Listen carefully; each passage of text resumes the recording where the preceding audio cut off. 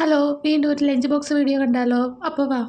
കുഞ്ഞാറ്റയുടെ പനിയൊക്കെ മാറി കുഞ്ഞാറ്റ വീണ്ടും ഉഷാറായിട്ട് സ്കൂളിൽ പോകാൻ തുടങ്ങി.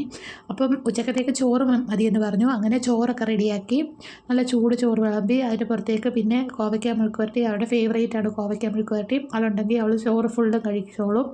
പിന്നെ അതെല്ലാം സെറ്റാക്കി വെച്ചു. പിന്നെ അവളുടെ ഫേവറേറ്റ് ആയിട്ടുള്ള തേങ്ങ അരച്ച പുളിശ്ശേരിയാണ്. തേങ്ങ അരയ്ക്കുമ്പോൾ വലിയ പുളി അറിയത്തില്ല, അത് കാരണം തേങ്ങ അരച്ച പുളിശ്ശേരിയും ഒഴിച്ചു.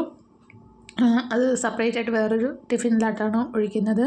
അങ്ങനെ അത് റെഡിയാക്കി വെച്ചു. പിന്നെ എഗ്ഗ് ചിക്കി തോർത്തത് ഇതെടുത്തോണ്ട് വന്നപ്പോൾ കുഞ്ഞാറ്റേൻ്റെ അടുത്ത് ഇപ്പോൾ ഉണ്ട്. അപ്പം കുഞ്ഞാറ്റ ചോദിക്കുന്നുണ്ട്, അമ്മ ഇതെന്താ പോപ്കോൺ ആണോ അമ്മ എനിക്ക് തന്നു വിടുന്നതെന്ന്. ഞാൻ പറഞ്ഞ അല്ല, എഗ്ഗാന്ന്. എഗ്ഗിനോട് വലിയ താല്പര്യമില്ല, എന്നാലും നോൺ വെജായിട്ട് എഗ്ഗ് മാത്രമല്ലേ, വേറെ ഒന്നുമില്ലല്ലോ എന്ന് പറഞ്ഞ് അത് കൊടുത്തയക്കാറുണ്ട്. പിന്നെ സ്നാക്കായിട്ട് കൊടുത്തു വിടുന്ന മാംഗോ ആണ്. മാംഗോ ഇങ്ങനെ കട്ട് ചെയ്ത് പീസാക്കിയത് അവളുടെ ഫേവറേറ്റ് ആണ് മാംഗോ.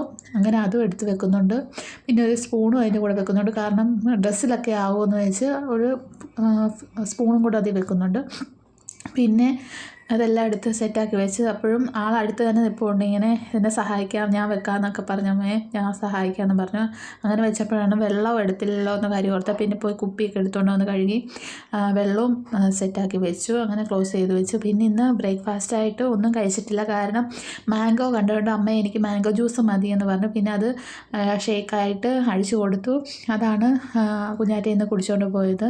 കുഞ്ഞാറ്റ അത് ഫുള്ള് ഫിനിഷ് ചെയ്ത് ഞാൻ കരുതിയില്ല, കാരണം അത് ഒരു തുള്ളി പോലും ബാക്കി വെക്കാതെ അത് മൊത്തം കുടിച്ച്. മധുരം ഞാൻ വേറെ ഒന്നും ആഡ് ചെയ്തിട്ടില്ല, മാങ്ങയുടെ മധുരം തന്നെയാണുള്ളതെന്ന്.